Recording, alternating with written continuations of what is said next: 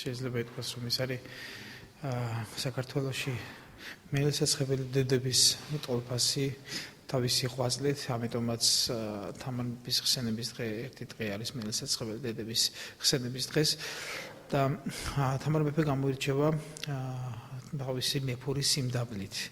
ანუ ამას შეიძლება უწოდოთ დიდებური სიმდაბლე, რომელიც თამარს გააჩნდა.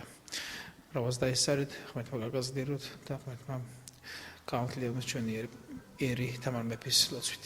საქართველოსაც უდიდესი მნიშვნელობა აქვს წმინდა მეფე თამარს. საქართველოს გამწყინებას სწორედ ის საუკეთესო წლები ისტორიაში საქართველოში თამარ მეფის დროს პერიოდმა ჩაწერა სწორედ ეს. მაგალითი ადამიანობის ერთგულების უდიდესი ხალობის, მამულიშვილობის იყო თამარში იყო ეს მოქცეული. ეს არც იყო გასაკვირველი და მისი წინაპრები ესე უდიდესი წინაპრები იყო და მას, მაგრამ თავბრალ მისი ცხოვრება დაამტკიცა ეს ყველაფერს. აჩვენათ საქართველოს როგორ უნდა იყოს ხალი და მამულიშვილი.